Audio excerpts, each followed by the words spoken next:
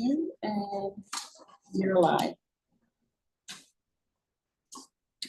Okay, it is November 25th, 7 p.m., 7:06. And this is a meeting of the Community Engagement Committee. We'll start with introductions with people in the room. Victoria. Hi, I'm Victoria Bolton. You can't see me off camera, but I'm working the screen here. Good evening, Dr. Iverson, Superintendent of Schools.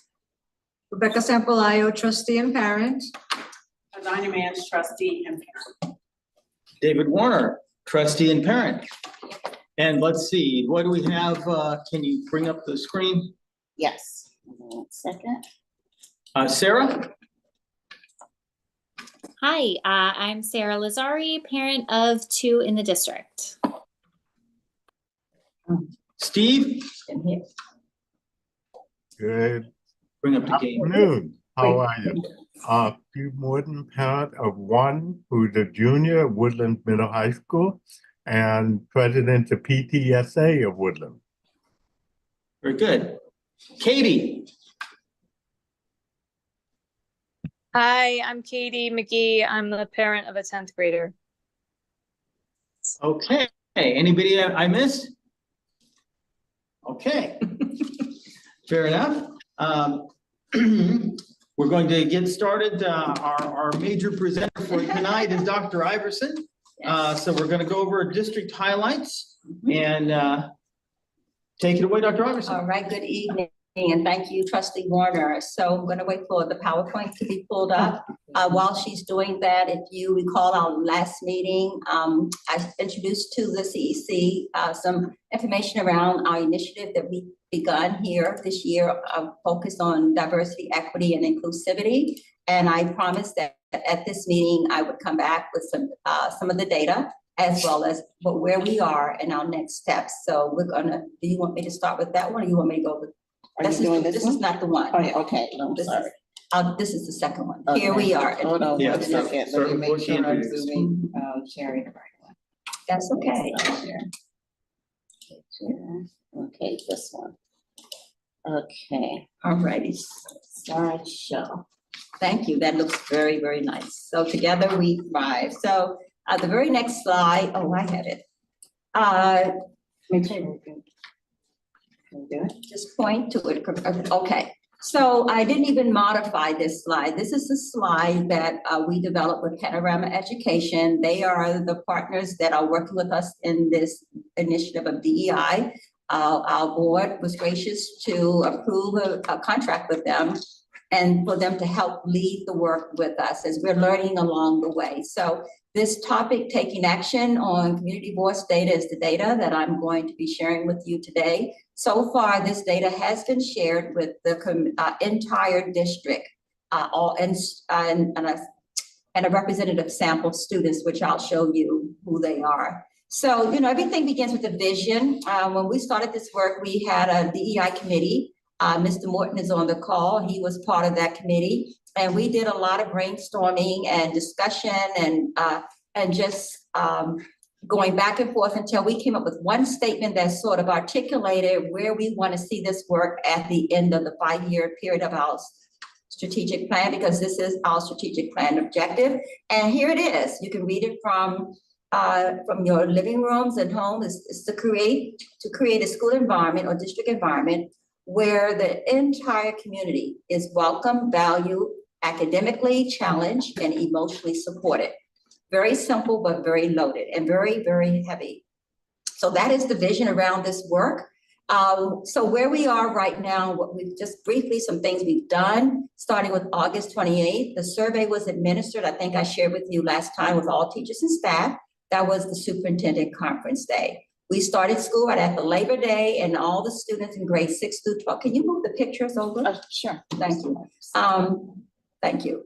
All the students, grades 6 through 12 on September 4th, took the survey at the high school in their ELA classes and at Bailey in their homeroom classes. September 26th, we had an executive briefing with Panorama, where the data now was fed through their portal. They had calculated all the data. They met with me and district administrators, and that was our first look at the data. Then October 23rd, we had an on-site visit from Panorama that was part of the contract we had with them, where a representative came to us. Everything up to this point was virtual, and we never met with them, but other than on Zoom meetings, but now they sent a representative, and on that date was a very pivotal date network, because the representative here was here all day and met with 3 groups of stakeholders. One group representing teachers, staff, and one group representing students. And then in the evening, we met with a group of the board members and the DEI committee. So if you could go down to the bottom of that slide, doesn't show the times. It does, it's cut off, but the first meeting was 9 to 11. We had a representative sample of teachers and students who met with me and the district administrators and the Panorama representative. And they went over this data I'm about to share with you. And then from 11 to 12, a group of students went over the same data, but from a student perspective, focusing on the data we received from students. And then we went over this PowerPoint in the evening with all, as I said, DEI committee and some board of education members. Okay, come on here. Here we go. All right, just quickly, the names, you may be interested. These are some of the teachers and staff who were very instrumental in meeting with us on that day. And 2 slides there, we had some central office as well as our unions were well represented. So it was a great group, and we went over the data and had some good discussion. And then look at the students. We had students in grades 6 through 9, 12. Here's the first slide, about 5 per grade, 4 to 5. So just some quick names there, and here are the rest here. So there's been input now. All the data has been shared with everyone in the district, and we've had input now from a representative sample of teachers, staff, and students, and what our next steps are, which I will share again. So here we go. So can you move that again? I'm sorry. So here we are. This is our strategic goal and our strategic plan. Everything we do is connected to that document. That is the framework, that is the platform for how we're working in the next 5 years. So I wanted to share this slide with you as a way of showing you how what I'm about to present connects to the strategic plan goals. So there are 3 strategic plan goals in our strategic plan where this work connects. So here we go, student survey data. In Greenburgh, we surveyed 652 students at 2 schools, as I said, across 3 domains. Here are the 3 domains that students were surveyed on: diversity and inclusion. You can see an example of how Panorama defined that. Diversity and inclusion is defined for how often do you spend time at school with students from different races, ethnicities, or cultures. The students answer questions about sense of belonging, very important. Here's an example of how much do you matter to others at the school. And then they answer questions around culture, just their awareness of cultural awareness in action. And that's the example of that is how often do you think about what someone of a different race, ethnicity, or culture is experiencing. Here is a percent favorable. So to tell you when we get into the data, you're going to see percents broken down, and percent favorable is, they define it as the percent of students or respondents who answered the question very favorably. So, there were 5 choices.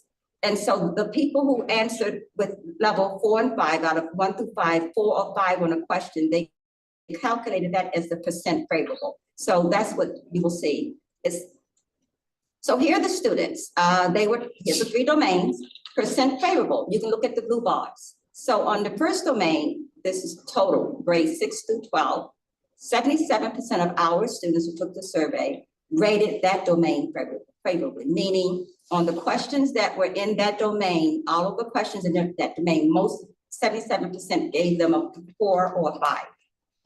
Sense of belonging, look how that's a little lower, which already indicates that that's the need. The sense of belonging students having is just not as high.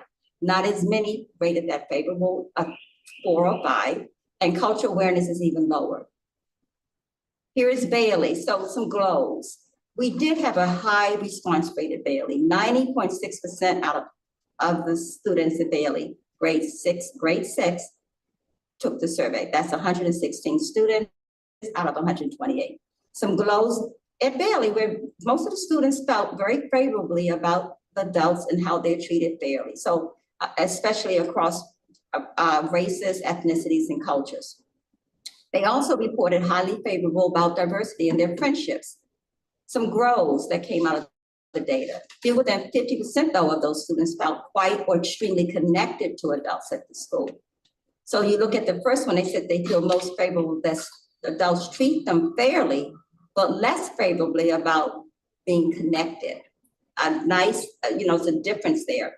What we saw was interesting, 10%, even less than 10% female identifying students report more than 10% less favorable than male. So the women, the girls in the school don't feel it even less is what that means in terms of a sense of belonging than male students do. So very eye-opening, and students need support discussing race-related topics with peers. That came out significant everywhere as a growth. Students are saying, we don't feel comfortable talking about race with our peers. And you're gonna see that was very significant with staff and teachers as well. So here are some things in their own words I want to share with you, because they had about 2 or 3 open-ended questions they had to answer. This is just one of them I'm sharing with you, and it's why it's called in their own words. And they were asked to respond to this. What do you wish your teachers knew? Sorry, you did that. What do you wish could you move the screen, keep moving it as you see it? What do you wish your teachers knew about your experiences of race, ethnicity, or culture at school? And you can just read some of the answers. This is from their words. No, nothing was changed. We didn't correct any grammar. It was typed straight from the survey. What I will tell you, the words that are in bold, they bolded those words because they said these phrases or words showed up a lot in their answers throughout the survey. So they wanted to flag that for us, that they used the phrase different races many times. They used these words, Black, family. They showed up in many of their responses as significant. So one of them, I wish they knew that Christianity and the African race should not be overlooked. They also talked about Chinese and the Hispanics when it comes to cultures. I wish they would not only help speak about Black people, but be more inclusive to others that are being hated on. Very, very, when we read that is coming from the mouth of a student. And I wish they knew a little bit more about different races that are not common, like Hispanic. So students are speaking out. So here we are, there you go again. So here's some key insights. And what I'm going to be sharing are the high level insights, not going into specific questions other than 1 or 2. So one key insight that came out of the data is this, and students believe teachers treat them fairly. I showed you that on the other slide. Here's the question. How fairly do adults at your school treat people from different races, ethnicities, or cultures? Well, here at Bailey, 92% of the 6th graders felt that was very favorably. And you can see the breakdown now below by race. So the blue bar is Bailey, and the black bar is overall as a district. Then you see, and here's another key insight.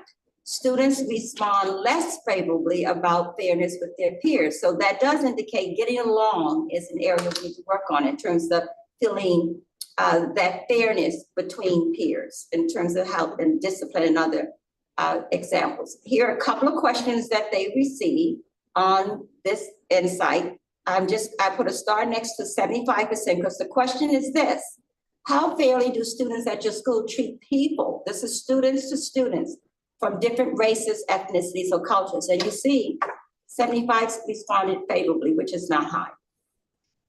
92 at the top, how fairly do adults at your school treat people fairly? That was high, as I said, 92%. So a keen insight there. And one more, students need support. It came out very significant as an insight. The students show that they need support building confidence and comfort to speak about race and racism. Look at some of the questions. You can look at them yourselves. The lowest ones I kind of boxed for you. Look at the bottom, 29%. This is grade 6 at Bailey. How comfortable are you sharing your thoughts about race, related topics with other students, not many. So that's highly significant as an area that we boxed it because that says that that's the kind of work we need to work on. So that's Bailey. Woodlands, we didn't have as high of a response rate, that only 79% of the students in grades 9 through 12 responded. That's 538 students out of 680. The GLOWs though, at Woodlands, students respond favorably that they are encouraged to think more deeply about topics related to race and that adults discuss major events related to race at school. So a nice piece of data there. Some GROWs though, only 35% of students feel quite or extremely connected to adults at this school. So we saw the same pattern at Bailey. Students in both places feel that they're treated fairly, but conversely, they don't feel that they're connected to adults. Interesting dichotomy there. Again, female students at Woodlands came out less significantly favorable than others in terms of feeling like they belong than males. And again, at Woodlands, it came out significant again that they need help in discussing topics related to race. So here are some statements in their own words. One of the questions I picked, what is the most important thing your school can keep doing? This is Woodlands, to support students of different races, ethnicities, and cultures. You can see some of their answers. And again, the bold words are words that a lot of the students use in their answers to this question. One says the school can continue to host events, for example, assemblies. They do that here for certain cultures, which they already do. I think the school does enough to make everyone feel appreciated as they usually decorate host events every few months or so. Nice comment there. They can't, and that would we didn't change anything, we didn't correct any grammar, but that they can't talk to you and ask questions about your race and culture if they really want to know. We didn't know what quite that student meant, but that's what a student responded there. And says, make sure the ones that don't know English get the support they need. Add consequences to saying racist or racially motivated stuff or actions. Next one. All right, so here are the 3 domains again. Students responded to questions at Woodlands, just like Bailey, on questions around diversity, cultural awareness, and sense of belonging. The data here wasn't as high as Bailey. Remember, at diversity and inclusion was much higher in terms of students feeling favorable about that. At the high school, grades 9 through 12, only 79%. When it came to cultural awareness and action, even lower. And then sense of belonging, even lower. So this data is giving us indications of where we need to begin working. Here are some key insights from the students at Woodlands. One of them, students respond less favorable about fairness between peers. That was significant again at Bailey. Look at some of the numbers here. I start the last one where it's the lowest. 64% responded less favorable to this question. How fairly do students at your school treat people from other or different races, ethnicities, or cultures? So less favorably, 64%. That was a key insight there. Another, students said they need support building confidence and comfort to speak about race and racism. That was significant at Bailey. Here are some of the examples of some of the questions they answered. I only boxed some low ones. Look at the one that's 46%, less favorable. Here's the question. How confident are you that students at your school can have honest conversations with each other about race? So students are saying they don't feel comfortable doing that. And the last question, 44, how comfortable are you sharing your thoughts even about race, related topics with other students? So our students are saying at Woodlands, they don't feel confident and comfortable doing that. The last insight here that was very significant, we thought, across Woodlands, grades 9 through 12, are across grade levels, students show a variance in how much they feel school matters. They matter at the school. Let me read that again. Across grade levels, students show variance in how much they feel they matter at school. Look at 37% there. Here is the question. How much do you matter to others at your school? 37% responded less favorably about that. They don't feel that, in other words. They weren't on the 4 and 5 end. They were down by the 1 and 2, 3, maybe some 3s there. And 35% said, how connected do you feel to the adults at your school? Not many. That's very low at Woodlands.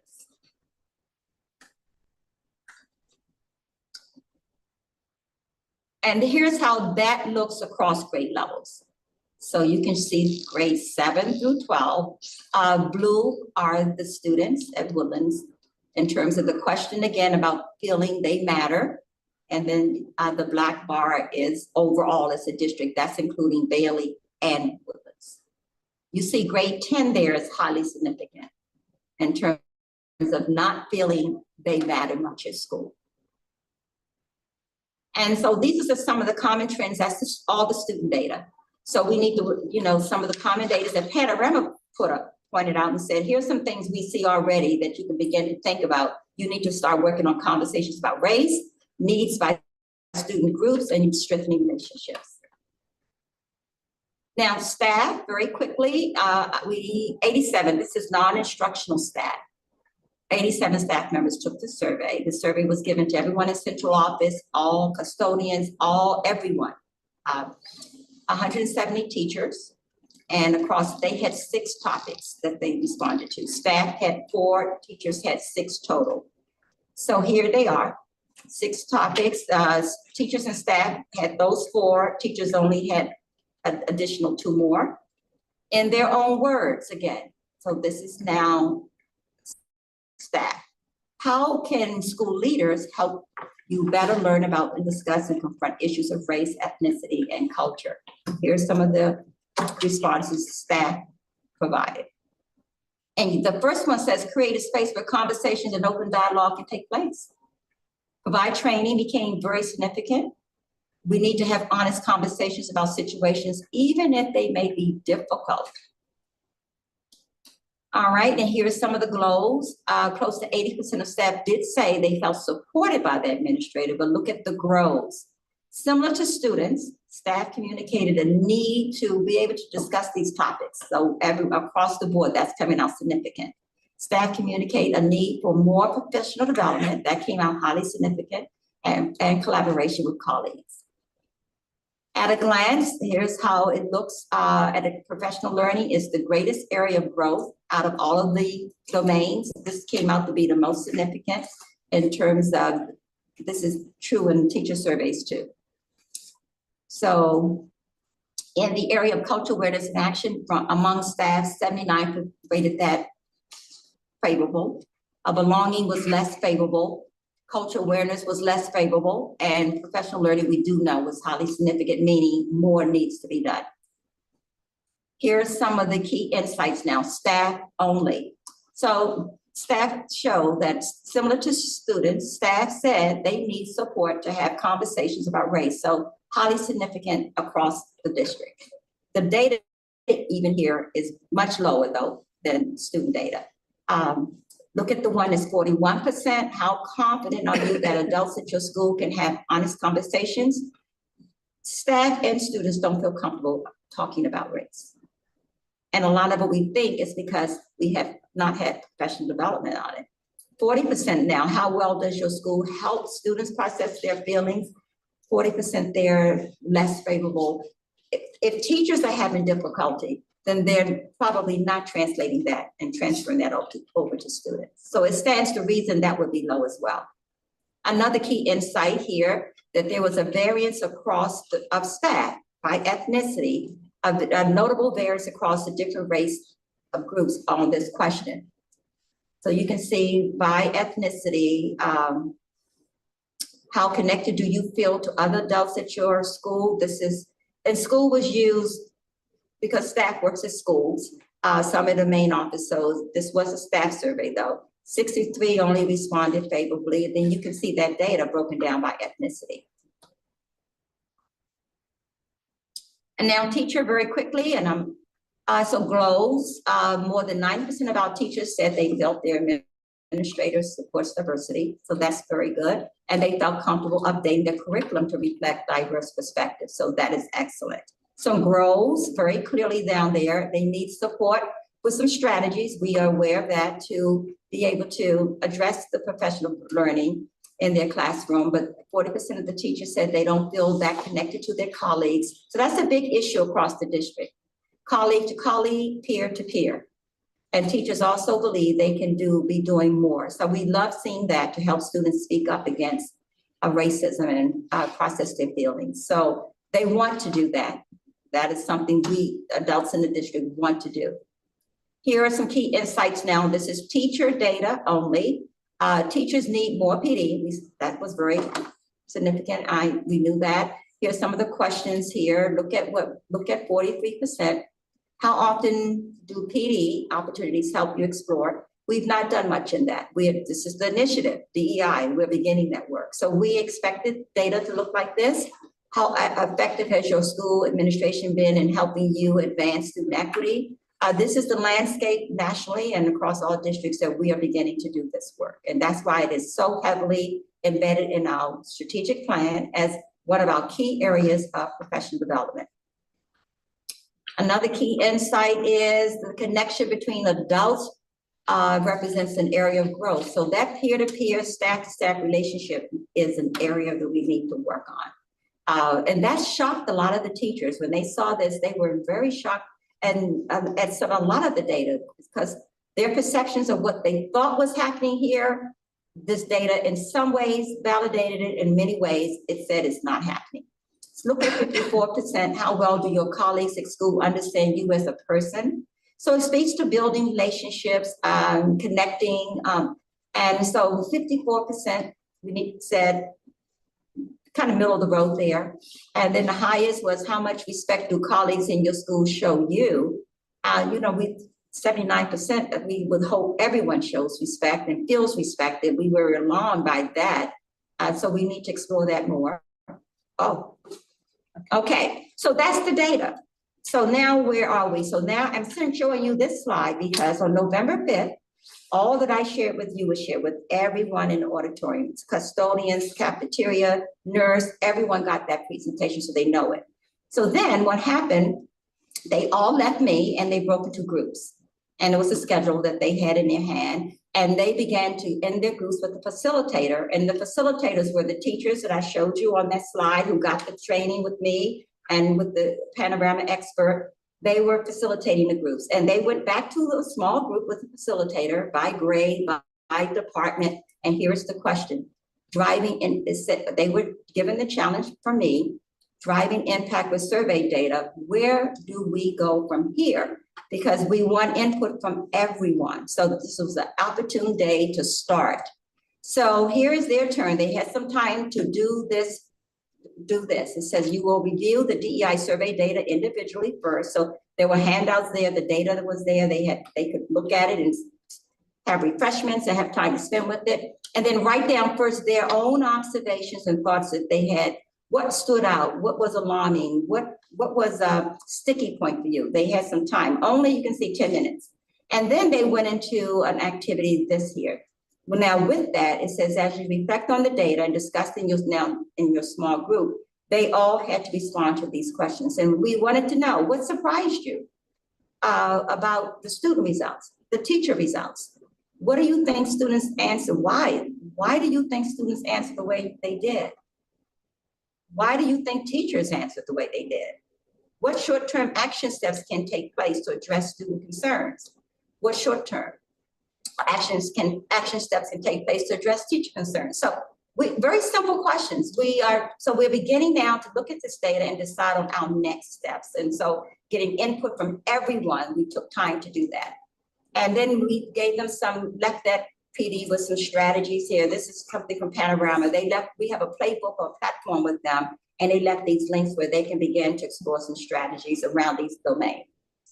So here are our next steps. This is where we are today as I speak to you. We're consolidating all the data I received from November 5th from all the groups, from the small group activity. It's a lot of sheets. My secretary's typing them all up and putting them in some kind of a format so we can understand it. Okay, so that's the first thing she's finishing up right now. Then we're going to analyze and review that feedback and look for trends across the whole district that came from students, from teachers, from departments, from everyone. We're going to spend some time to do that. And then we're going to identify a trend. And we're going to try to see if we can look at one high yield strategy to start this year. Just something we can begin with. And with our own internal capacity. What I mean by that, not with the consultant right now, because right now we're going into the budget cycle. Nothing's budgeted for this. So our own internal capacity, where can we begin to do something? You see, I have their IE student buddy system, because in my small group where I attended, we started talking about, well, maybe we can all be buddies. Students can have student buddies. And I heard it, I think one of Mr. Morton maybe said that somewhere and in the group when he was here that day. Everyone in the district every student has a buddy. Can you imagine every student has a buddy in their building? So that's just an example. We have not identified that strategy yet. We're gonna look at the trends, and then by March, we're gonna put something in place, hopefully before March, but on Superintendent Conference Day, which is March 20th, we're gonna begin to plan that with this, what comes out of the trends and the high yield strategy. We're gonna plan and make sure that becomes the PD on March 25th. And then as we go into the budget cycle, we're gonna begin to budget for PD for teachers and staff next year and students. So that is the DEI PowerPoint. Do you want me to take questions? Are there any questions out there? Any comments, any reflections from anyone out in the audience that you would, were there any surprises for you? I want to venture a response. Thank you. I know that I had not thought that there was anything really that we needed to work on, but if it's, from what it sounds like, people get along by not talking about it. So then if any issue comes up, they don't know how to handle it. I would assume that if I'm a teacher, that I'm worried that a lawyer is gonna jump out the minute I open my mouth, okay? So I can see that, you know, what can you say, what can't you say, when is it appropriate? That kind of PD would help if you both, you know, if both people in conversation knew what those rules were, that would probably make things a lot easier. Absolutely. Katie. Hi, yes. I just want to say this is excellent, like an excellent start. I'm so glad these surveys have happened and the analysis and everything. This is really great. I mean, probably for all districts, but especially our district. And one question I have is like 2 years ago, there was a lot going on in my daughter's grade and maybe the grade before her. With people with kids using derogatory language, like ethnically based and whatever. It was often mirrored on TikTok and stuff. But anyway, I found myself wondering who at the school who's the best person to address this? Like who, or person or people, you know? And at the time, I remember talking to one of the psychologists, and I'm not sure if I talked to any of the teachers about it, and I brought it up at the education meeting, but you know, hearing these results that so many staff and teachers aren't even comfortable talking about race or you know, and ethnic conflicts and things. So, you know, even on your communication protocol chart, it's not there, issues about DEI. So who do we bring things to when our kids are telling us stuff? Very good point, Ms. McGee. That's where we are, where we need to begin. It is a topic that the adults are just not as comfortable with, so they're not able to support students just yet. This is the work. So I appreciate your comment, but exactly, that's where we are. I guess right now, we don't tolerate if we know about comments that are inappropriate and that are racially motivated, certainly they should take those comments and make their administrator aware of them. We still do have a code of conduct that we follow around inappropriate behavior and language. So outright negative slurs that we find out about, written on bathroom walls, anything that we see like that, it is handled by the administration. So students should still feel very comfortable to bring those concerns if they're called something like out to their administrator. Okay, can I just add one more thing? Sure. And then I'll let somebody else go. But I was so excited and happy that you're bringing in No Place for Hate, that curriculum. And I know at the last, I think, education meeting, I was talking to Ms. Daig about it. And so I felt like she's done it before at some other district. And so, yeah, I'm just really excited because 2 years ago when those things were going on, I had mentioned it to, I had learned about it online and mentioned it, that I thought it looked like a good thing or that we needed something like that to that effect. So I'm really excited about that. Yes, we are. Thank you.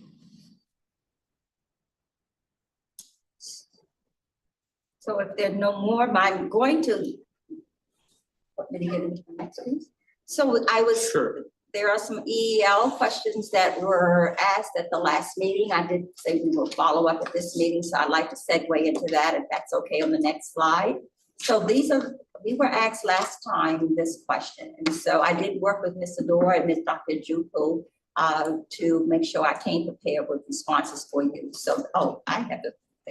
So this is why I call it ELL follow-up. So this was the question you had last time. So I want to give you an opportunity to see the responses. How can the CEC, this group here, support the outreach to families of limited EL, the English language proficiency, and increased participation? In my meetings with the Ms. Ador and Dr. Juku, here are some of the things that they identified here. So I'll give you a minute to read it.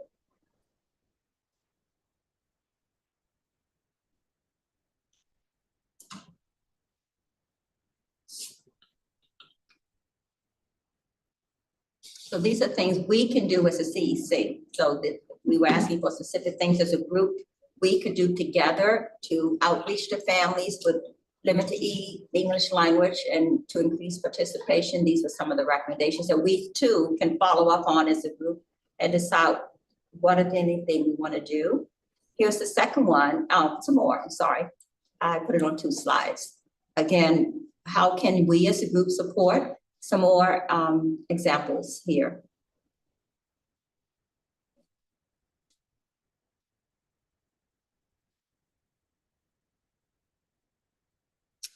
So welcoming events, which I think we do a lot of that, but more organized, more informal gatherings. I like to introduce families to the CEC. More access to services, offer connections to social services. That's a big one. We should do better at that. Helping them find them, know where they are, legal aid, and that can foster trust and help remove some of the stressors that they might be experiencing. And over the long term, we are looking at a bilingual program or implementing a bilingual program. That is, this year would be a year of planning that. This New York State does say once you reach the enrollment of 20 or more students in any one grade, you need to start committing to looking at and developing what is a bilingual program. There are many options of different types of bilingual programs.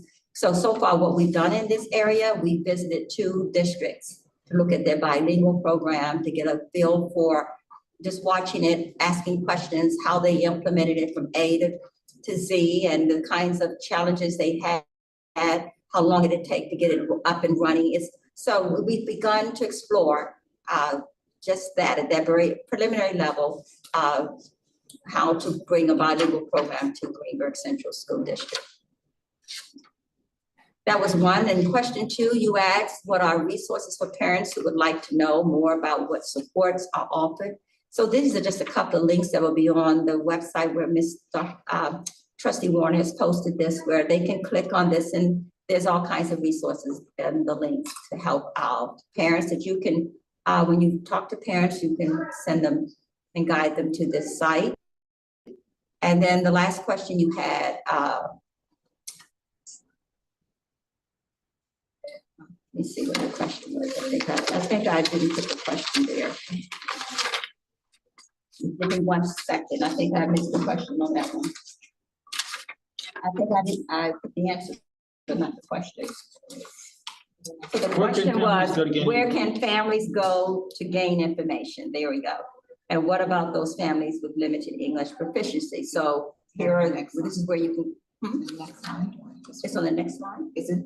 No, that's question 3. This is the last question. So I just didn't put the question there. That is my mistake. So here's the answer to the question, where can families go to gain information? So again, you go on the site, you can click on these. Okay, so we need to identify an organization that we can interact with one of their events. Okay, so that's a to-do. Who's on Central Avenue next to 7-Eleven? Yeah, that's a resource.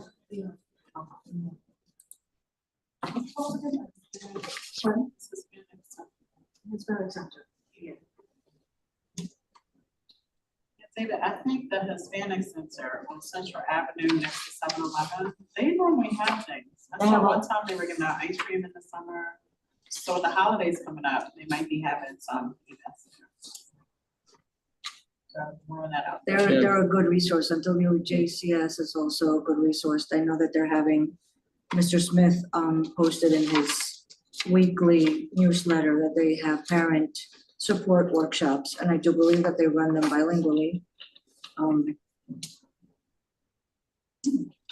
So, yeah, Okay. it's free family support workshops. And there's options to attend remotely or in person. Okay, So as a group, we can look to do something and identify some activity, but this is the beginning. okay, Talk further. very I have good. a question. Oh, we Yes. have a question from Mrs. Go ahead. Katie? Hi. Yeah, no, I just had I mean, this is great. And I had an idea about we should capitalize on Greenburgh School District events where we know there are people coming who are not English as a first language. For instance, like I know you guys do a big deal when the students earn their seal of biliteracy. So those parents would be coming, I would assume. Oh, I don't know. But if it's a time where parents come to that, then maybe you could have whatever outreach or thing you're working on, that's where you capitalize on face-to-face with them. Advertise something else coming up, or just get, sign-ups, or I don't know. I'm just thinking of that. Okay, Okay. No, and I agree with Katie, just to piggyback what she's saying, we have these big events, I forget what it's called, but we have one closer to the summer for the district-wide. Oh my God, the name is like escaping me. Adanya, do you remember? That's running the gym, it's like a big event. Oh, the one before, like the spring, it was in the spring, all the kids came out. They Right, had little booths, like and SEL was there. they had tables with information as well. The library was there, yeah. And I'm also thinking on, I took a screenshot, the holiday, the Booster Club on Oh, that's December right. 7th is doing the holiday happiness. Yeah, that's what. And just in thinking ahead, I don't know, December 7th is really close, but but in the future, thinking of events such as those, if there are going to be organizations that could provide outreach. WJCS, I believe, was last year in the spring, but the Hispanic Center also offers a lot of support with legal matters and immigration, which might be of interest. oh. Okay, thank you. I don't know if you want to do something else, and we go to my next one now. Yeah, I think, go ahead. So we're going to move now to my next very small brief presentation. Many of you on the call may have seen this data if you've attended education committee meetings. Trustee Warner asked me to share with you. Our state results are official now. They're no longer in embargo. They've been checked for accuracy, so the data is, and much of the data did not change. This is the state results that students took the test last spring. It takes a while and it's on the website now. So you can go to the public site and see this here. So what you're looking at now is across the district, grades 3 through 8 combined. The testing period was 23-24 last spring. Percent, of course, scoring proficient by grade. The yellow is the district, so the bar, and the blue is the state. It's always good to see how a district is performing is measured by the state, because the state, of course, is all the students in the state of New York who took this assessment, and that data in blue is that percentage, and it shows here in Greenburgh where we fared when it came to all kids in grade 3, all kids in grade 4, all kids in grade 5, as our kids are being compared against being measured with other students, grade 6 and so forth. So this is ELA, percent proficient by grade, total district. So the only place we're lagging is in 8th grade? 8th grade. And we were kind of toe-to-toe in grade 3, 8th grade. So 8th grade in ELAs, and we were the state 52%, and you see we were 48. So an area where we need to focus. And then this is how it looks in math. And you can just go across and look at the bars. Again, district is yellow, the state is New York. So look at grade 8 though in math. So ELA was a little lower. Look at the grade 8 students and regents. We hired a math coach. Yeah, and the showing is, that's now 2 years in, she's been here 2-3 years. So we're seeing the results of that.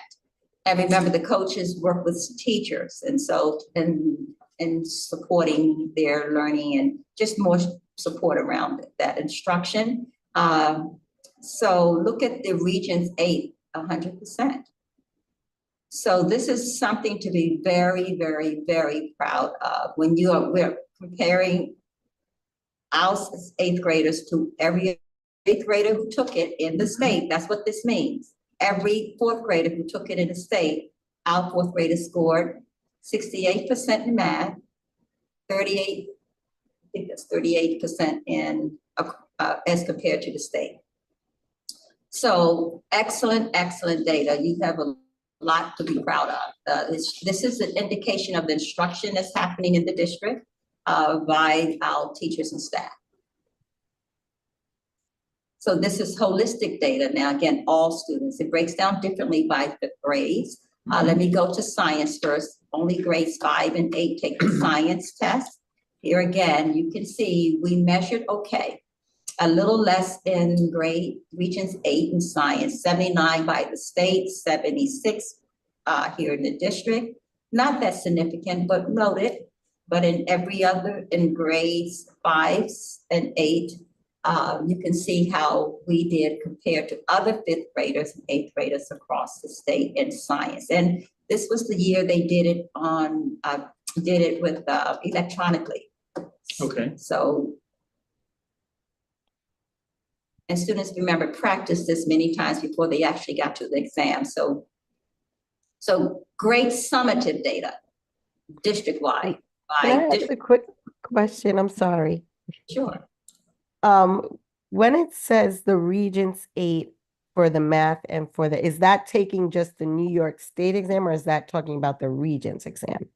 That's the Regents. Oh. Yeah, I'm sorry, New York State Regents exam, yes. Okay. 8th graders. For 8th graders, yes. I don't know they were taking Regents okay. And then the combined there for grade 8 is the Regents and the math, a science combined, the regular science test and the Regents combined. So the combined 8 is, that data there is both tests together.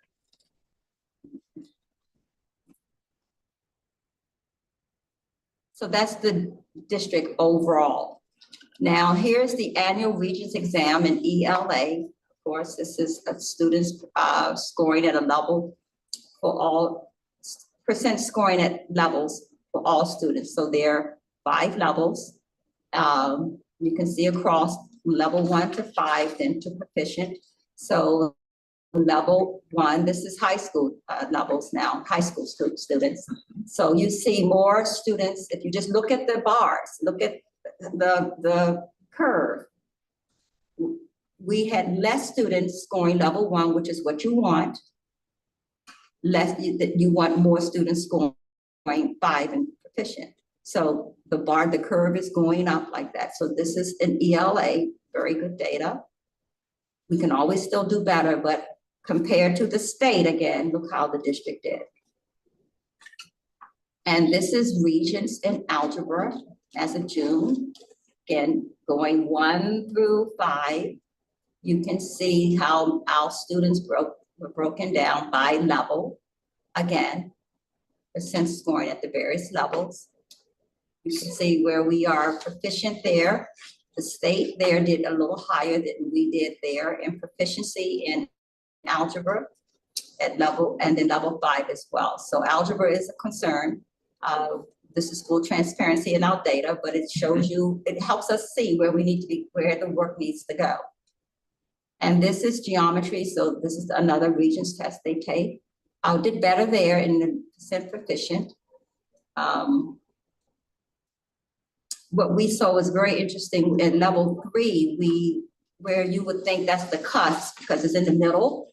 We did fairly well. Then 4 and 5, there was a dip. But then we look at proficient, we kind of made up some of that. So the kids are move in level 3, we just couldn't, we trying to find out who those kids are and what happened with level 4 and 5, because so that's what we are trying to analyze. Right, well, I'm envisioning a bell curve. Yes. Over the top of this, and this is the only data so far that actually looks like the bell curve. Yes. Sometimes, I think the first Regents we looked at, there were kids packed against the high end, and it looks like they usually are more level 1s than there are level, well, it's equal there, but Yeah. 2s, but. So I'm wondering what accounts for that, and I assume if you break it down into subgroups, you can figure out who's doing well and who's not doing well? Yeah, you just go find the kids and you go look to see what they actually did on these exams and kind of see if there are some patterns or trends you see and why there was a difference from that middle there, then right, that gap between level 3 and level 4, level 5. This is algebra 2. I'm just gonna let you look at it.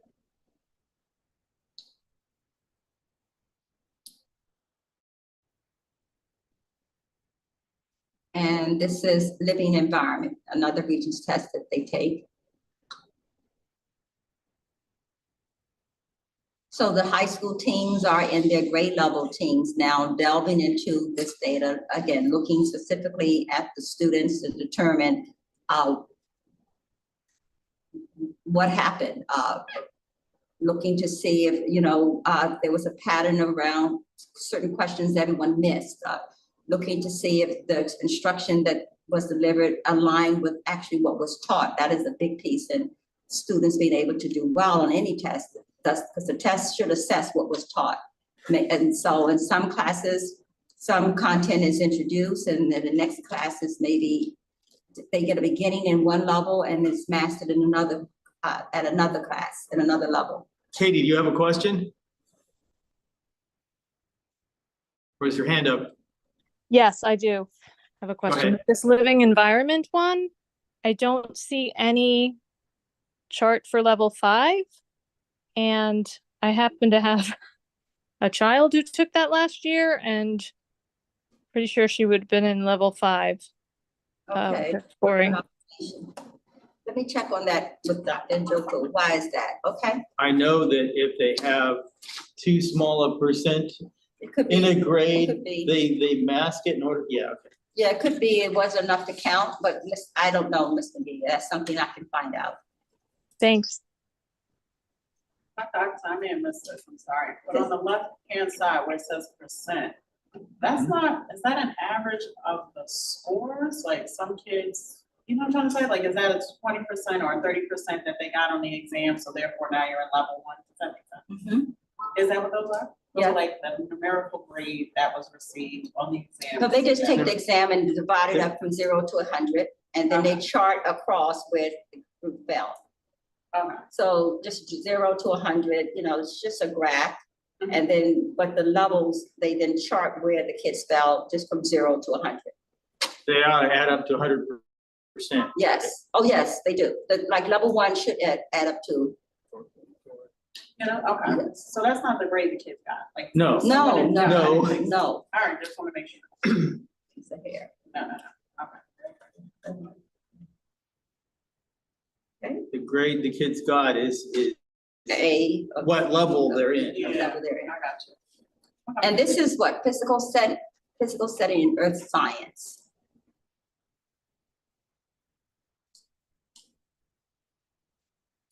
I'm almost wondering if somebody goes out and starts coaching level 2s to try and get them over to level 3. Okay, but that would be unfair.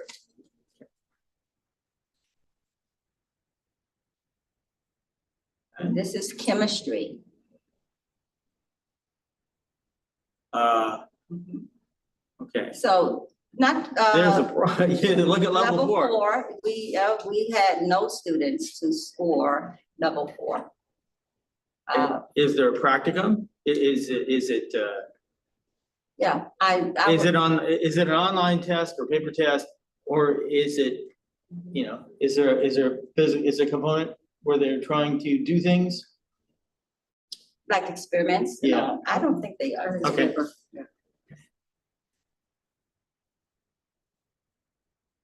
And then this is physics.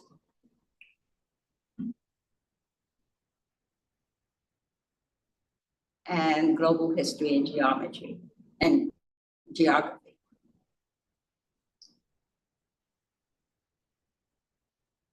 So that, and government.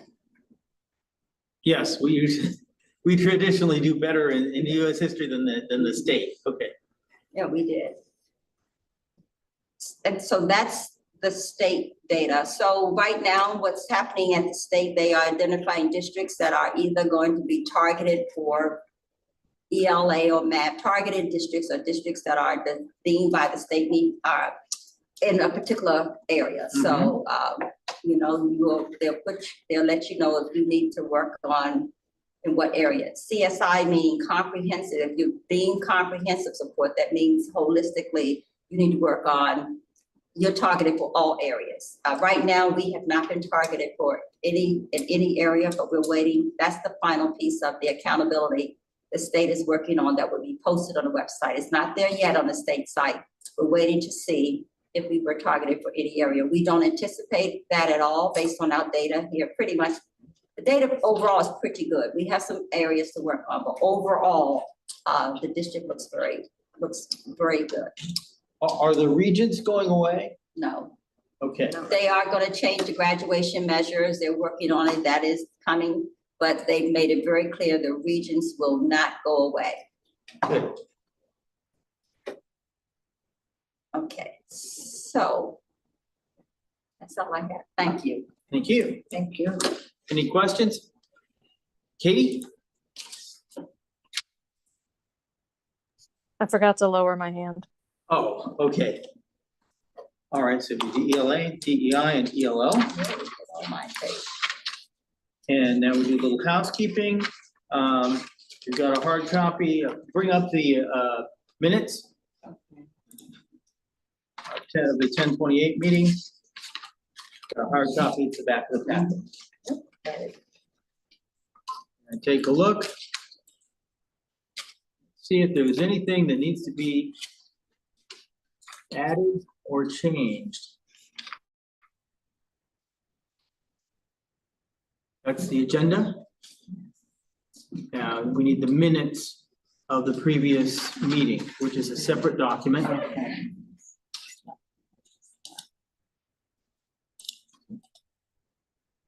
It should have the word minutes at the top. No, that's not it. Yeah, There it is, Oh. right there.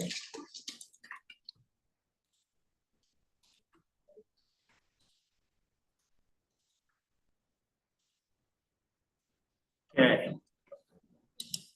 Carefully and see if anybody's name has been misspelled.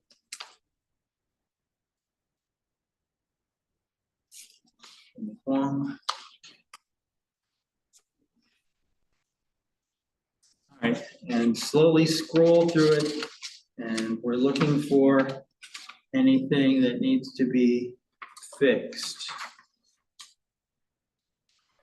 Okay.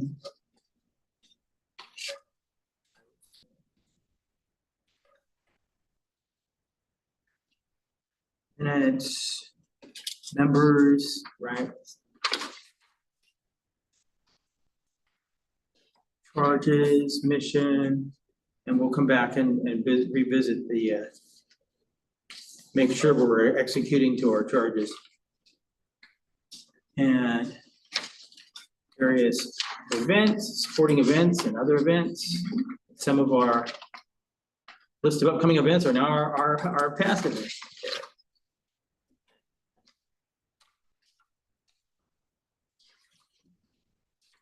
And of course, I've looked at this thing 100 times, so I don't, I'm gonna be blind to any changes. Does anybody see anything that needs to be fixed?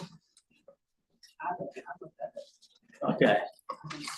Do I hear a motion to adopt the minutes as presented? I make a motion to adopt the minutes for the CEC on October 28th, 2024. Do I hear a second? All in favor? Aye. Aye. Aye.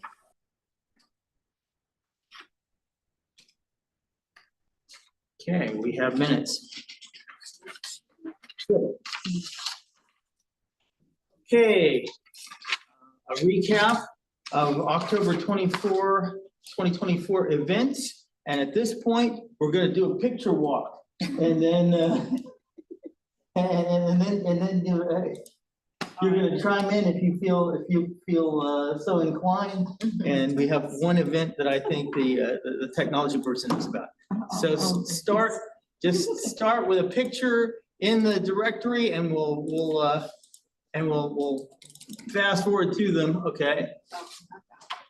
Well, it's, okay, so we're gonna talk a little later about an upcoming, vote to fund our science, a renovation of our science labs.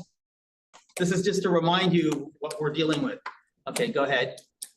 And part of we're also working on the fire hydrants to get enough water to flow out of them to meet safety standards. That's Woodlands. There. No, not that. We did that, okay. And then we've got the Halloween parades and harvest marches, right? So this is coming in from the Woodlands football field to Lee F. Jackson.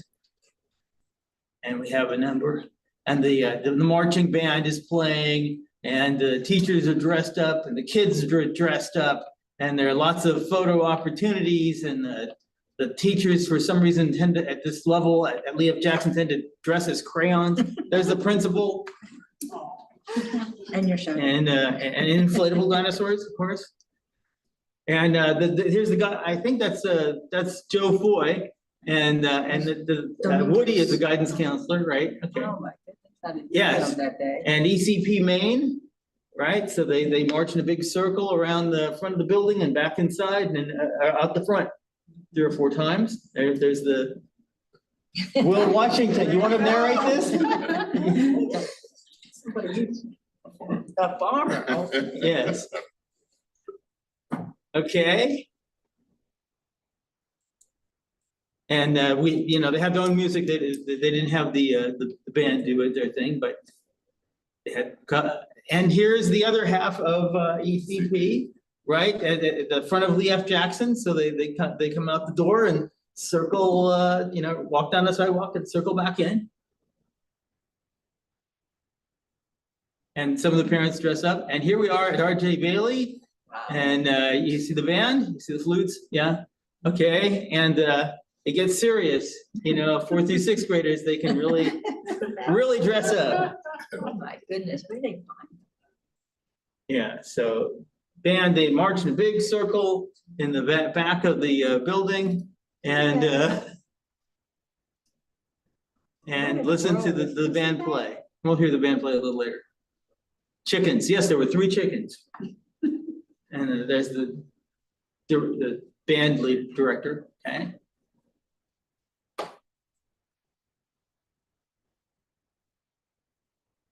And the parents gather in a big, long sort of receiving line, taking pictures of their kids, and then the kids go off into groups. Their class will line up, and then everybody will snap pictures. There's the band at Highview, okay, and the band goes from Harvest March to Halloween parades, on and on, you know, all day, to deal with all of them. So the latest one was at Highview, so out in the front of Highview, and the kids march in a big circle in the parking lot, and they're the Flash, right?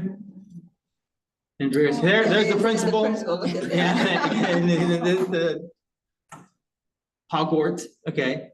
Inflatable dinosaurs, big this year. Okay, Lilo and Stitch.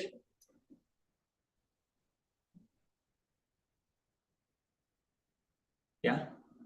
And a giraffe, Oh, my okay. goodness, look at that. Yeah, so the legs are inflatable, you know. Spider-Man, Miles Morales version, Iron Man. Some of the teachers dress up as well.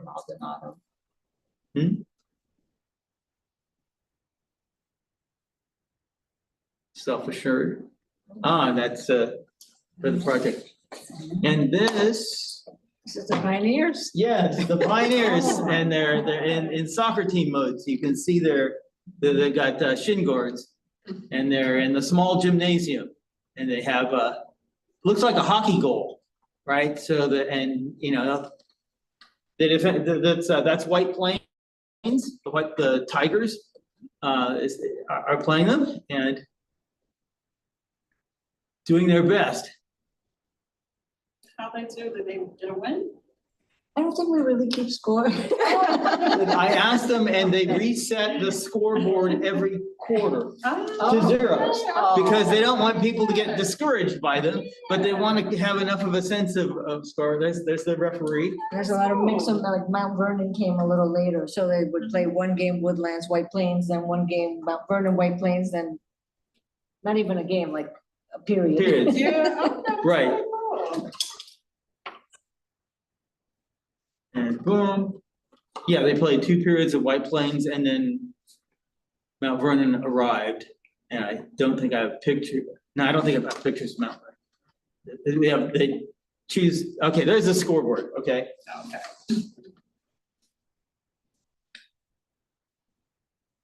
Goalie in action. Just get the ball out of there.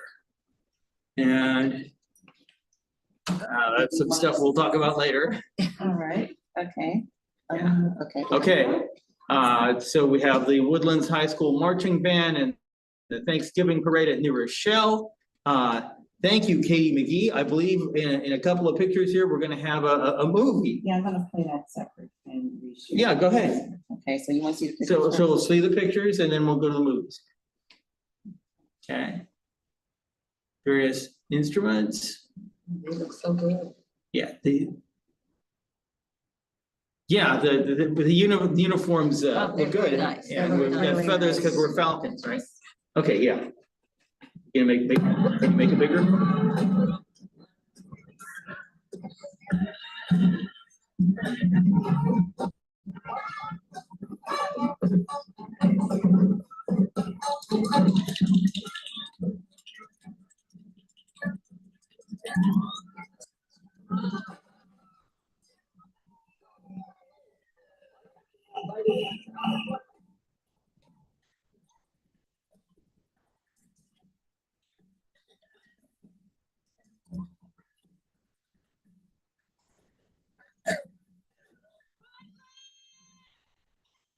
Thank you, Katie McGee.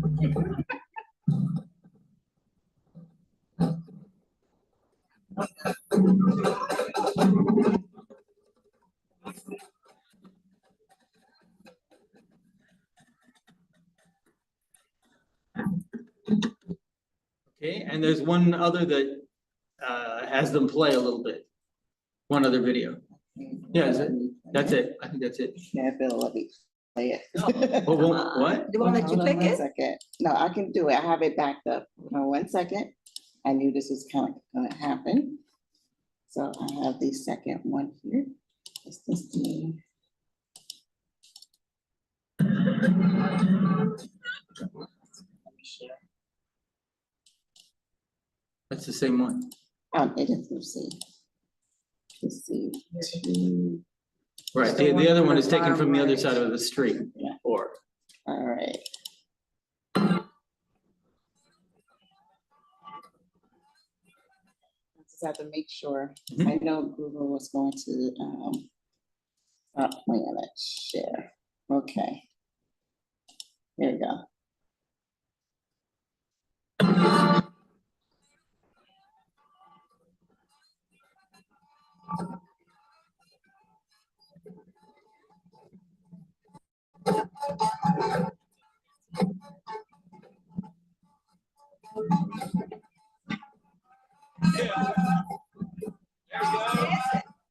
She liked Beyonce. Yeah, that was. there you go. Okay, so you get the idea. Okay, we're making ourselves visible Yeah. in the larger community. So good. So now, go ahead and Donya, run us through the Some agenda for upcoming the things? events. Yeah. Yeah, so if anyone is free for the last remaining days in November, there are some scrimmages coming up. So there's one tomorrow, 4:30, our varsity boys basketball team. They'll be versing a non-region team. Now, what does that mean, David? Non-region means what? I Do we believe know? that there's a league, and if you're Okay, if you remember the league, then right. If you're And that's tomorrow? that is tomorrow at 4:30. Okay, so it's November 25th is today. Oh, I'm Today. sorry, it's today? Oh, my God, I'm But sorry. no, but it says 26 in blank, so that's why I was wondering. It's okay, so this was actually today. Okay, I take that back, so. Oh, it wasn't supposed to be moved down? No, no, Oh, so okay. November 26th, there are two other things. going on. Oh, okay. Okay, that's right. I'm still in the weekend, I'm sorry. So today we had a game at 4:30, it was a scrimmage. I guess we'll see how the boys did tomorrow. Tomorrow is the 26th, so there's a Project Save Right. emergency drill. Does that impact the whole district? Yeah, Mhm. okay. yeah, no after So- school. No Okay, after-school after-school programs, Okay. And then there's a varsity bowling game versus Tuckahoe 4:30 at Bowlerland. So Bowlerland's in the Bronx. It's on 2417, yeah, Holster Avenue. So that's interesting. And I think most of the games will be there too. We have our Thanksgiving recess from the 27th to the 29th. So of course, happy Thanksgiving to all. On the 29th, there's gonna be a boys varsity basketball team. If anyone's up in the morning, it's at 10:30 at the Woodlands Gym. Yeah, that's an early one. That's late. 10:30 in the 10:30 in morning? the morning? That's early. I'm not an early bird. So then on Saturday, there's another scrimmage again at Woodlands boys varsity team, basketball team, 10:30 in the morning. So anyone up early in the morning, you've got Friday and Saturday to root our boys on for the scrimmage. We're gonna hop into December. So the first week of December, December 2nd, starts Computer Science Education Week. So that's when I'm gonna hand it to Victoria to explain exactly what does that mean. I'm just gonna step in front of the camera. very Okay. briefly. Sure. Okay, so basically, Computer Science Week does kick off the first week of December. However, our district will be participating in the Hour of Code. Okay. And it's going to be a little different this year than it was last year. We had it for the entire month of December. Mhm. But we're going to spread it out this year because we felt like it was just too compacted and too back to back and too quick. And we have, actually each grade will have about 1 to 2 days of hour coding. So we can spread it out, like 3 classes one day, 3 classes the other. So it doesn't feel like we have to rush through, instead of just 45 minutes. So for those who are new to the process, what is the hour of code? The Hour of Code is basically an international, event where schools all over the world, they basically give each student, or the opportunity for each student in their schools for at least 1 hour of coding. So, you know, they can pick anything, whether they want to build robots, programming on ourcode.org, Scratch, or any programs that are already in the school. They can choose and they can code new things or code what they've been working on, basically. It's a showcase. So the initiative is just to get everyone into technology, into programming, into coding, you know, basically robots, you know, get them ready for the future, you know, get them prepared for the new technology that's going to come. So basically, this is really our second year doing our code. And it's gonna be just slightly bigger this year. We're not going to rush through the kids like we did last year, because it was still new. You know, as I said, like, for example, like schools like Highview and Jackson, they're gonna have like 2 days. So kindergartners will have 2 days of our code. Like, you know, some will have, you know, 2 classes here, have 1 day, the other 2 classes in another building will have another day. But we don't have to necessarily say, okay, your hour is up, that's it. No, we can probably take our time with each class. Instead of having 8 classes in 1 day, we're doing 4. So it's a little longer. And what we're doing is like 1 to 2 schools each month. So we're working all the way up until STEAM Night, which is in March this year. So Woodlands will be in February, Highview in January, December, Jackson and ECP. And, you know, then RJ Bailey is also in January. So that's how we're going to spread it out. So it's not just an hour, but it's going to be months of code this year, leading up to the big night where all the community comes out. That's right. It was nice last year, yeah. If I remember last year, you had students from Woodlands helping out the younger students, right? Yes. You're still doing that this year? Yes, they are. Okay. Yes, That's they are. good, that's good. Good, good. Great. That's very good. Okay, thank you. All right, and December 3rd, another bowling game. We're gonna be versing Dobbs Ferry, 415 Bowlerland. Again, that's in the Bronx. This is exciting. On December 3rd, we've got a working session, Board of Education at 6:30. Woo, I hope it's over early. It's going to be in the Innovation Lab. No, I'm kidding. It's always good times in those. So again, that's December 3rd, work session, 6:30 Innovation Lab. On the 4th, we have a Pioneer League soccer game. Woodland is gonna host Lakeland and Sleepy Hollow, 4 o'clock in the small gym. And exciting news, we're gonna have our middle school winter concert at 7 o'clock at Woodlands in our beautiful auditorium. So that's going to be very, very nice. On the 5th, the Key Club Blood Drive will be going on at Woodlands. I don't know what RS means. RS means Rebecca Sambalaya. Rebecca? So can you tell us anything Tell us about blood more about drive? that. I know that they're asking that you sign up ahead of time, and in order to do that, you should reach out to Stephen Rounds, who's the advisor for the Key Club, as srounds@greenburghcsd.org.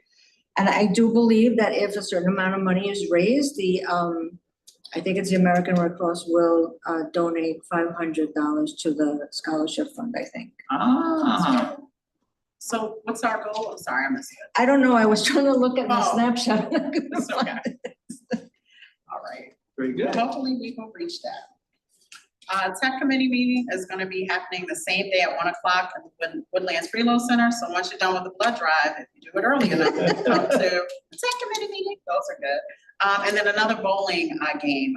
We're gonna be versing Ardsley, 415 again at Bowlerland, which is in the Bronx. I do want to say that there's been another Pioneer game added on the 5th. Okay. Okay, It's gonna be a home game at the small gym. you know who we're I playing? don't know who we were playing. I didn't find out from Mr. O'Donoghue. The last week. time for these are normally, it looks like 4-ish, It right? is usually 4:15. when they're home games, yeah. Okay. Okay. So this one is missing from the agenda, but Rebecca brought this up. I forgot about it. The Holiday Happiness Extravaganza. That's gonna be happening December 7th. That's a Saturday at the Yeah. Woodlands Gym from 12 to 4. I think it's gonna be a lot of arts and craft and potentially some vendors as well, right, Rebecca? There is, that snapshot I found. Okay. Send it I your do, way. there are, hold on, give me a Okay. second, I gotta, yes, it's Sunday 12 to 4. There's going to be activities like a hot chocolate bar, jewelry design, pictures with Santa, ornament decorating, there's gonna be music.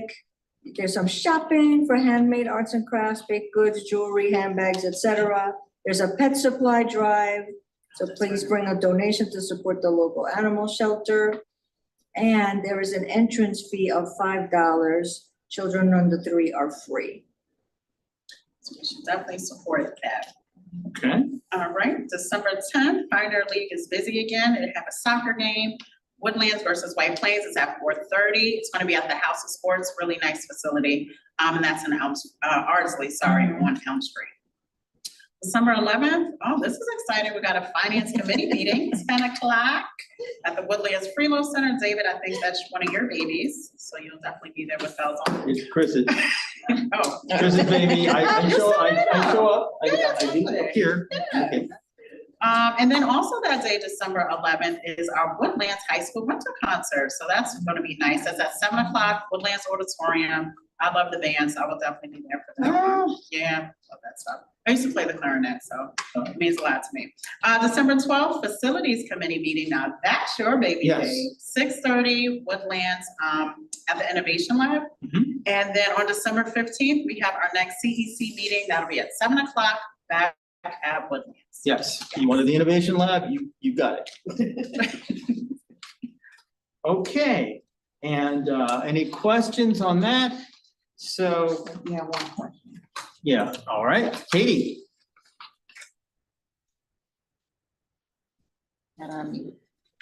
Thank you for that rundown, Adanya. I am curious, what's happening with the girls' basketball team? Because I didn't hear you talk about any of their games. Are they having them soon? I'm not sure if they've been posted yet on our website. So I basically go to the athletics part of the website and they keep a calendar, and if it's not, whatever's filled in is what I forward. Yep, so that's where we get our information, Katie, but definitely a good takeaway, and we can follow up to see why those haven't been posted yet, along with some other teams as well. Yeah, I just want to point out, it seems in keeping, like, if the DEI information came back, that people identifying as girls are feeling less then this is like, okay, they're not mentioned at a meeting, they're not on the website. I'm not saying who knows why, but we need to tune into things like that. Feel strongly about that. Yeah. Okay. And any other questions? Okay, so I want you to bring up a New York Times article. Okay. This one? Yeah. And gosh, my ability to read that new, can you zoom in on it a little bit? Okay, so Linda McMahon, Donald Trump is president-elect, and so he's lining up what he thinks will be in his cabinet. And Trump announced Linda McMahon as the nominated for the Secretary of Education. She's slated to succeed the current Secretary of Education, which is Dr. Miguel Cardona, who was the Commissioner of Education for Connecticut, and he's basically spent his time managing all the aid that came through as a result of COVID, and trying to reduce college debt, finding different ways of doing that. And so he'll be replaced.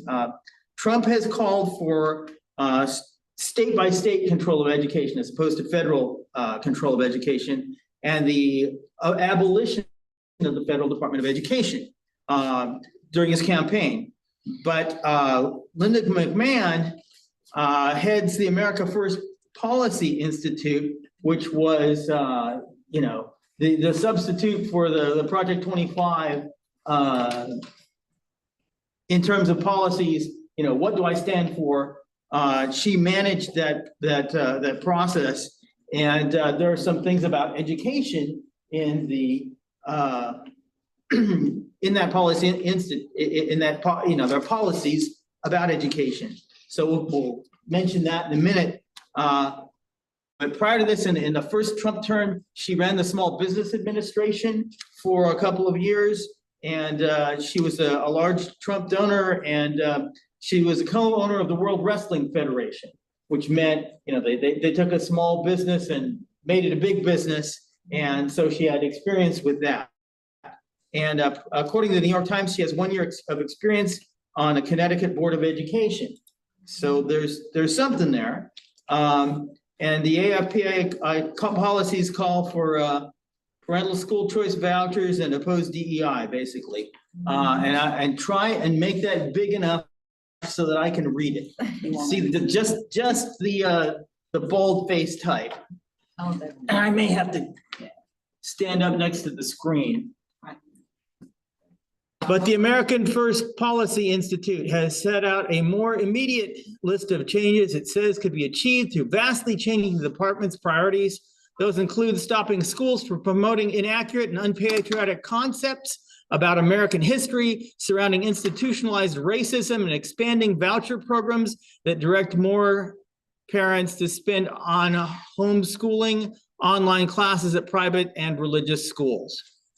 Okay, so there's a whole voucher system where you take, basically money comes out of the tax base, and you as a parent say, okay, I've got this money, how am I gonna educate my kid? And of course, as a public school, you know, in many communities, there's enough money to build, you know, and maintain one halfway decent school, or you can have 5 terrible schools that don't have enough funding, right? So, you know, I'm concerned. There's not much I can do right now.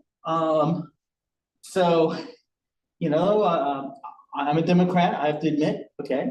And it appears the Republican Party is in control of Congress and the Supreme Court and the presidency. So, you know, we may have some close to one party rule for a while. So I'm not looking forward to this. I've noticed that the governor in talking about state aid reform seems to be bracing herself for money to disappear.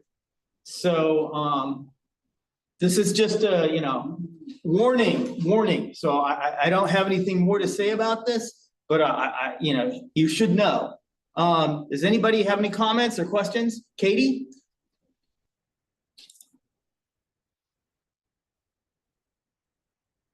Sorry, I forgot to lower my hand. Oh, okay. All right. Well, the only thing I have to say is this is why at our last meeting, you know, I urge everyone to vote, but to do your research. I'll just leave it at that. Okay. That's it. That's all I gotta say. Okay, so moving on, the latest on the water main science lab vote. At the 11/19 board meeting, the board approved the public vote on a proposition to release $8.2 million from the Capital Reserve Fund for the purpose of funding the water main project, and that's $0.8 million, and renovating and upgrading the Woodlands Middle High School science labs at $7.4 million. The project will renovate all 9 science labs and provide increased water flow from the West Hartsdale Avenue side of the campus, so our fire hydrants will have enough water flow to put out a fire. Okay. Second project to further upgrade the water system is planned once funds become available. Since these funds in this project are already in the capital reserve, releasing the funds will have no impact on district property taxes. It's already in a reserve fund. You spend it on a project, and it doesn't change your property taxes. The vote is scheduled for January 14th at the Woodlands Gym. Polls are open from 7 a.m. until 9 p.m. That's it. Does anyone have any questions on that? I do. Will we be having something formal to show the public? You know, like, I remember when we had the bond for the whole campus. I forget what y'all called it. But there was like stuff on YouTube. It was nice. Are we gonna have something like this? Because this is a big project. So we are working on a marketing plan Okay. that will include a lot of strategies to get the word out and to spread the word and to disseminate information and provide support and answers to information, including an FAQ document. Last time we did a one-page flyer. We did small 6x10, 6x4 postcards with just the key facts on it, as well as doing a lot of visitation to various schools and programs and community developments, for lack of a word. Yes, I don't know what they did then, but we will do a combination of things. Good, good. As was mentioned in my weekly message so far, it's gone home, I think maybe last week, one. I remember in the previous efforts, we prepared a video and. Video, we did work on a video, Miss Raymond and I, a video to talk about it that will be posted, and so. Do you plan on visiting any civic organizations? Well, virtually, yes, we have some virtual meetings with the religious leaders. I have a stakeholder list of civic organizations, but those meetings are normally very virtual. So my secretary is setting up all of those for me so we can share this information about this project, and I'd have the voters come out and vote. Very good. Okay, other questions? Okay. Discussion, surveying the community to determine which social media apps they use for district communication. That is Adonia Mans. Yeah, that was me. Just a simple request, only because I know when we go to our website, I don't know if we're utilizing all the apps. I mean, we have our Facebook, we've got Instagram, we've got X, formerly known as Twitter. So just trying to make sure all those platforms are actually being used, because I feel like we do put a lot of effort into making sure the content is updated, but we also want to make sure we're getting the usage. So again, not sure if there's any data that we use to collect it, but I don't know if it'd be a good idea to survey the community, or maybe there's some other metrics we use. So. I know, well, when you did the superintendent evaluation, we just how many views has this topic had, right? And just look at the each different site has a metric. Okay.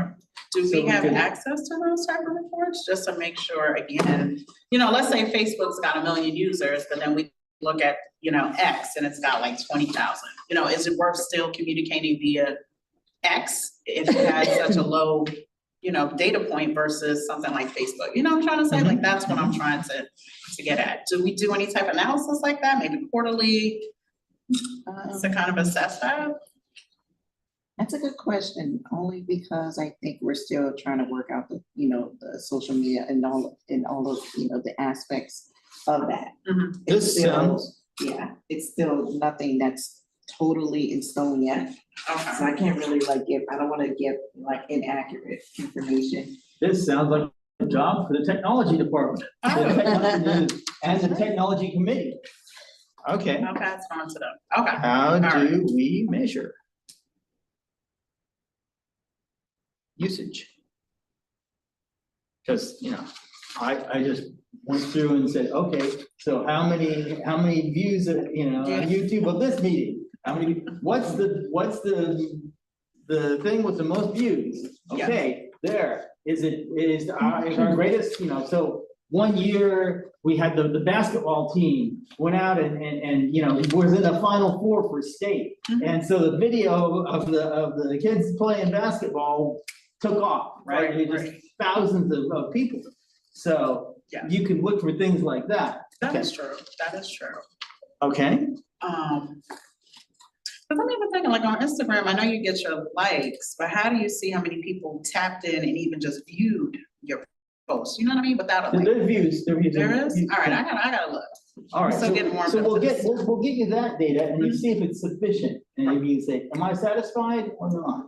Yeah, okay. Okay, other questions or comments? Okay, we're opening up. This is the, does anyone want to bring up any concerns? Okay, hearing none. Do I hear a motion to adjourn this meeting? Wow.